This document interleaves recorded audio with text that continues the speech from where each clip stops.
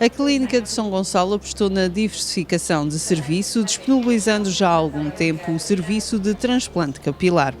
Uma inovação com retorno muito positivo. Sim, tem sido um serviço, ou poderíamos dizer que estamos pioneiros em termos de, aqui nos Açores, dessa valência médica, em que as pessoas nos abordam e procuram sobre várias questões, estéticas e não estéticas, onde temos o privilégio de ter connosco o Dr.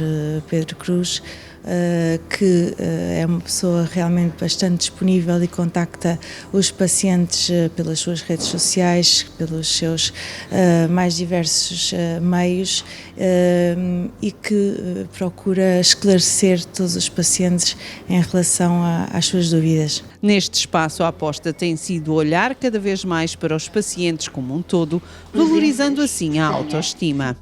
Olhamos para o paciente como um todo, não é?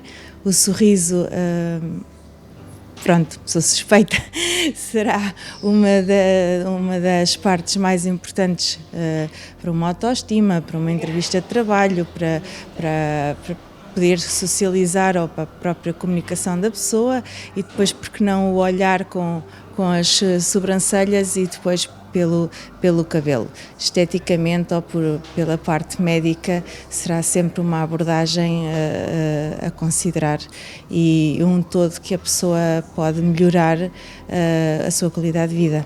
A diversificação de serviços tem sido uma aposta constante na resposta à procura dos pacientes deste espaço, sendo disso um exemplo a Psicologia da Justiça. Eu acho que não de produtos, mas de serviços, e justamente pela procura de certos pacientes que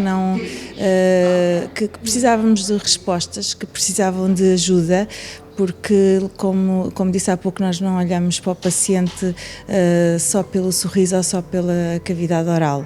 Portanto, é um paciente que muitas vezes se torna um paciente, um amigo, um confidente, e que, não havendo este tipo de apoio ao paciente, tentamos ir mais além e trazer essa prestação de serviços para os Açores. O primeiro transplante capilar realizado nos Açores foi um sucesso. No caso do Dr. Miguel, que foi feito há cerca de 7 meses, o processo está a correr bastante bem. Existem imagens que já podem mostrar neste momento, aos 7 meses, como está a evoluir o transplante do Dr. Miguel. Portanto, em 7 meses nós temos aproximadamente 70% dos cabelos nascidos. O processo irá terminar ao ano e 4 meses. Mas nada melhor do que as imagens para efetivamente mostrar os resultados. Cada caso é um caso e trata-se de uma intervenção demorada e um pouco complexa. O processo nunca é igual, o processo é sempre diferente. Isto não é um processo simples, isto é um processo muito complexo e é um processo demorado. Repare, nós temos que tirar folículo a folículo, cada folículo tem aproximadamente 0,2 mm ou 0,3 mm, e colocar folículo a folículo. Um folículo é um órgão, não é um pelo, é um órgão vivo, como o rim, como o pulmão, e que é transportado de um determinado local para um outro local.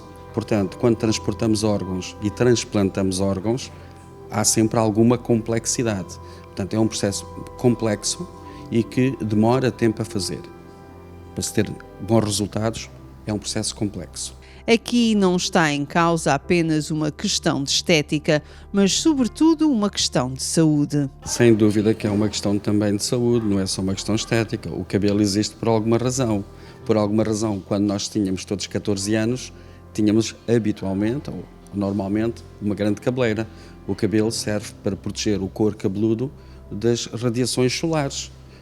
É uma forma de proteção. Quando se perde esta proteção, podem aparecer lesões. Lesões essas que até podem vir a ser pré-malignas ou mesmo malignas pelas radiações solares. Portanto, isto do ponto de vista físico. Do ponto de vista psíquico, também é uma questão de saúde. É óbvio que uma pessoa com cabelo tem uma autoestima diferente de alguém que perde cabelo. E esta diferença nota-se sobretudo nas senhoras e nos homens jovens. Enquanto que os homens mais velhos, de alguma forma, se habituam por vezes a não ter cabelo, mas penso que não irão gostar muito, porque não é de se gostar muito. Com os jovens e com os homens mais novos é habitualmente um problema de autoestima, sim. Um dos motivos para a perda de cabelo ou de barba são as alopécias. Algumas poderão ter aqui uma resposta adequada. Quando nós falamos de alopécias, nós falamos de um leque enorme de situações de perca de pelo, que são diferentes umas das outras. Antes de mais, uma situação de alopécia tem que ser diagnosticada por um médico, por um profissional de saúde, ou alguém que se dedica à área do transplante capilar ou da dermatologia. Existem muitas alopécias. As alopécias que têm indicação para transplante capilar diretamente são as alopécias androgenéticas, que são a maior parte das calvícies. Cerca de 95% dos homens com perca de cabelo têm alopécia androgenética. Essas alopécias, sim, têm indicação para transplante capilar se a zona da dor permitir fazer todo o transplante capilar, porque depende da região onde vamos buscar os folículos. A região tem que ser suficiente para cobrir a área que se pretende. Mas existem outras alopécias em que a situação é diferente. Por exemplo, uma alopécia após uma quimioterapia. Não vamos fazer um transplante capilar, não tem lógica nenhuma. Temos que esperar e, posteriormente, os folículos irão outra vez dar origem a novos cabelos.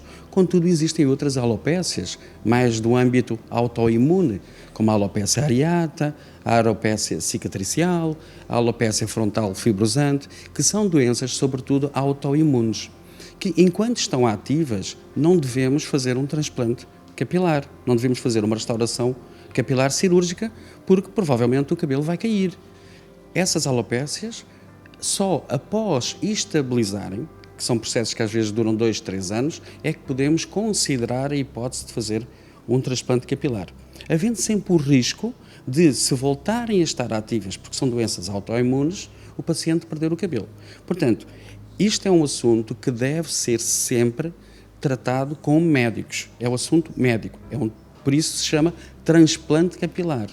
Há uma grande diferença entre transplante capilar e implante capilar. Habitualmente as pessoas confundem as palavras. Nós não fazemos implantes capilares, fazemos transplante, porque nós transplantamos um folículo que é um órgão e transplantamos-lo de uma região para outra.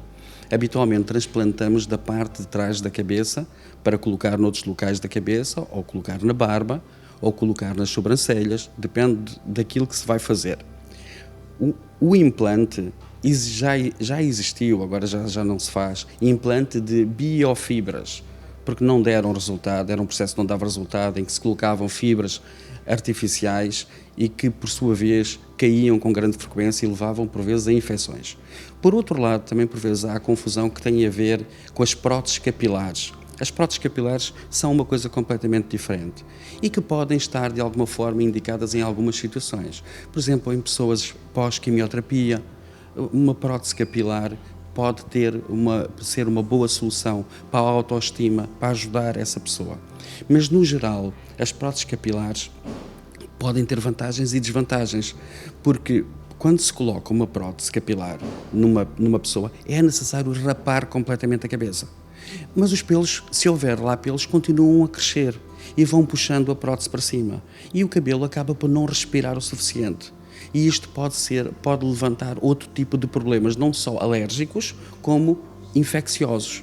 Portanto, todas estas situações têm que ser avaliadas em cada um dos casos. Prótese capilar é um pouco aquilo que se chamava uma peruca, mas é um processo hoje muito mais bem desenvolvido, com colas diferentes, tratado de forma completamente diferente.